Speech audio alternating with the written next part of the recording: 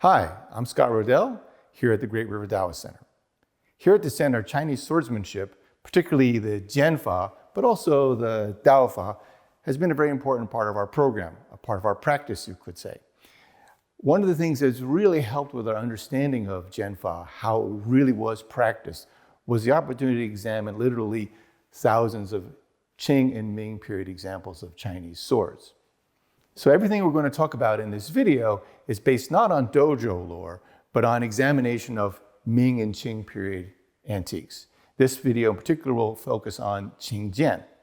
The typical combat jian during the Qing dynasty was 29 to 29.5 inches in length, or about 75 centimeters. And it weighed 1.75 pounds to 2 pounds.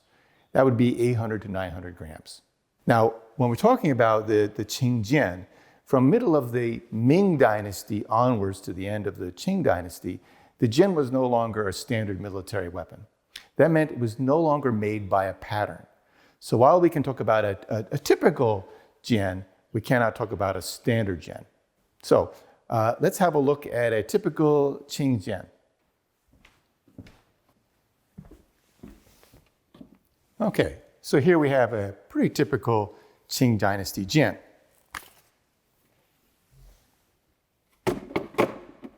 Okay. So first thing you'll note is the blade length. This is 28 3/4. Remember, it said that the average was right around 29 inches.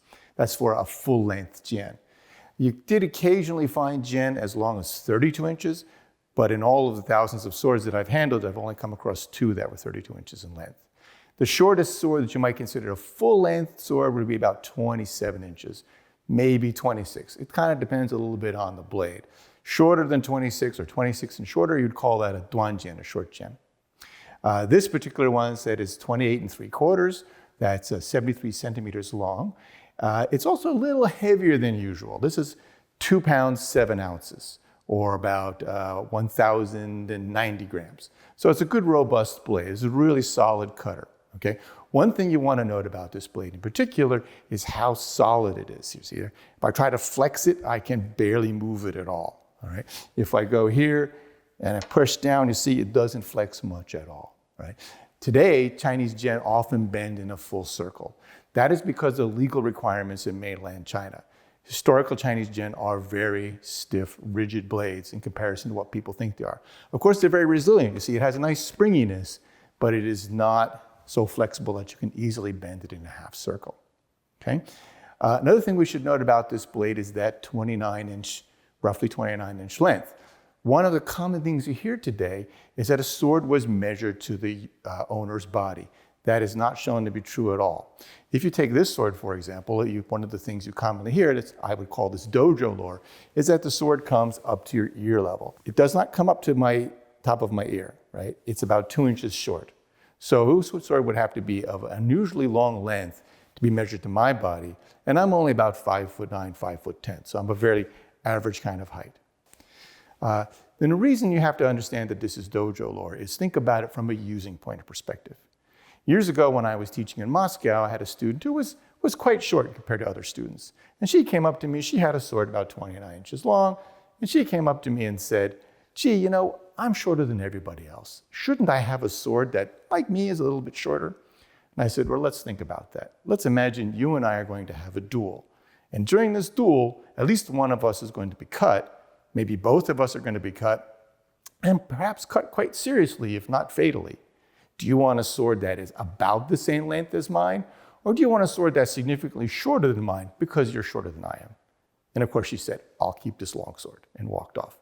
So that's basically the situation you have. Regardless of your height, whether you're short or tall, with how strong you are, there's a certain amount of torque that you need, a certain amount of reach that you need.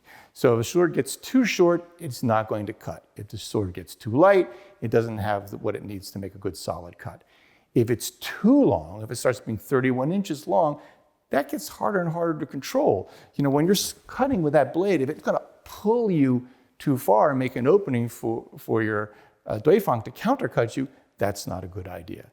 So it's better to have good control where you can deflect and protect yourself than it is to have more reach, right? So there's this sort of sweet spot right around 29 inches that everybody liked, okay? And the same thing's true of weight.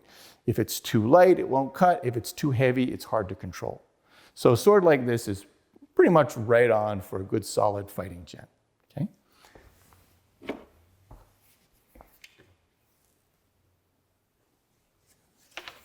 Now, the other thing we might want to note here is the shape of the guard.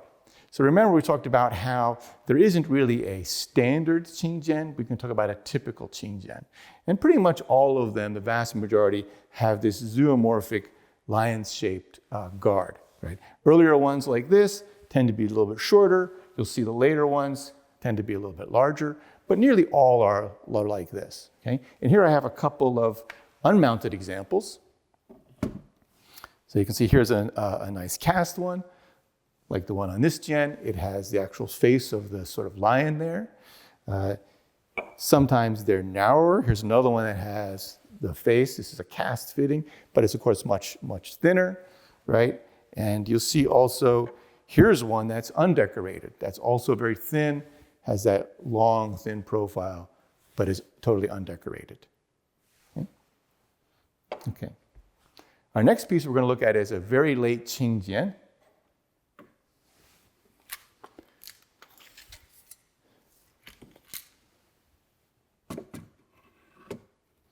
This piece may actually date from the early Republic. It's hard to tell whether it's very late Qing or early Republic. They were the same. Right? One thing you'll note about this blade, it is particularly long. This one is 32 inches long, or 81 centimeters. It's also fairly hefty. It was still 2 pounds, 6 ounces, or 1,060 grams.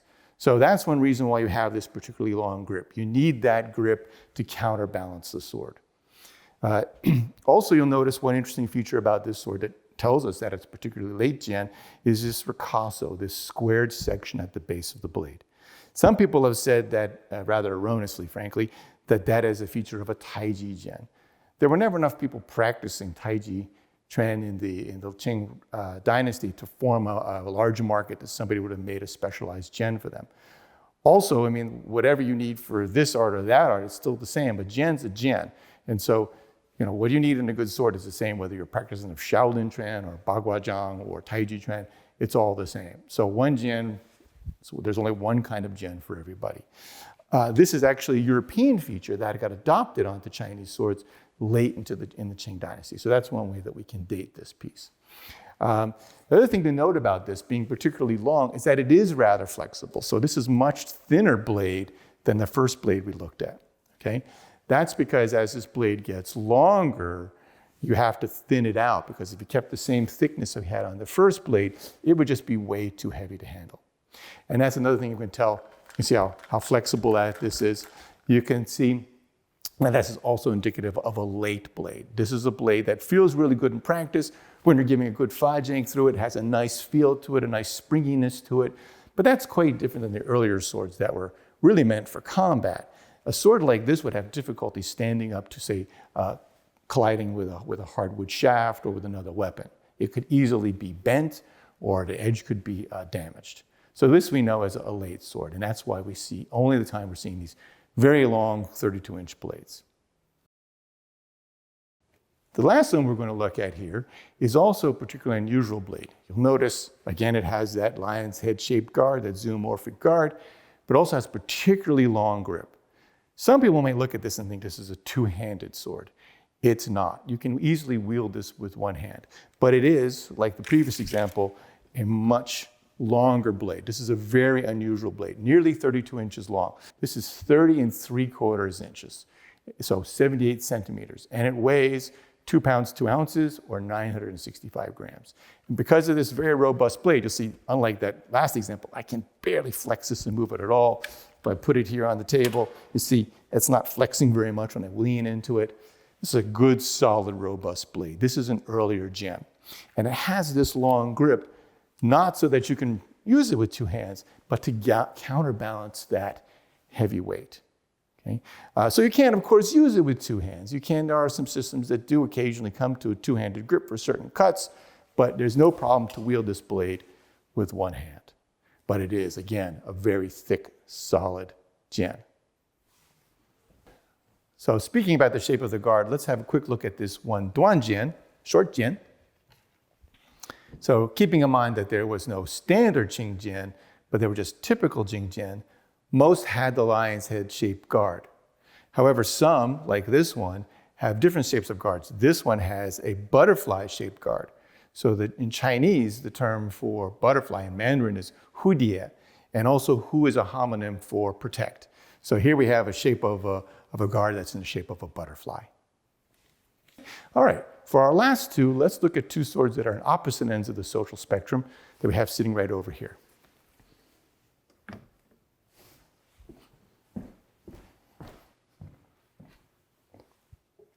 So for the last two Jian we're going to look at, the first one is this Militia Jin. I coined this term Militia Jin several years ago. For this group of swords, you'll find this Jian that typically have a very rudimentary fittings, especially this sort of integral guard. They almost all have a guard like this where the quillins, if you will, kind of curl up at the ends. This one, of course, has lost its handle. Most of the ones that you find are like that. These seem to have been made during the Taiping Rebellion and all the rebellions that the Qing faced at the end of the dynasty. One other defining characteristic you'll see with these is that there's always a hole at the end of the pommel here. And the reason for that is probably because these were hung up at the local constabulary, at the magistrate's office in each city. So I don't believe these were ever intended to be issued and carried around, right? I've only one time seen one of these with an associated scabbard. Okay, so probably what they did is keep these, in the armory, just simply with a nail, many of them hung up like this, okay? What's interesting about these pieces is that they are made of really good steel. Sometimes people think, well, a sword like this that's just for commoners, it's very roughly finished, it wouldn't be very good steel. That's actually not the case. I have to think about it kind of like the steel in the engine of your car. You can't really make it out of cheap steel, right? There's a certain hardness that's required and a certain flexibility. So you have to get the carbon content just right.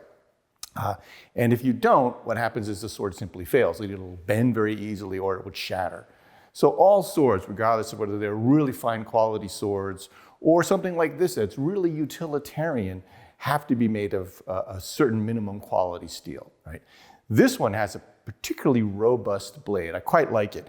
Although it has a blade of only 25 3/4 inches, which is 66 centimeters, it's got a quite heavy, robust feel.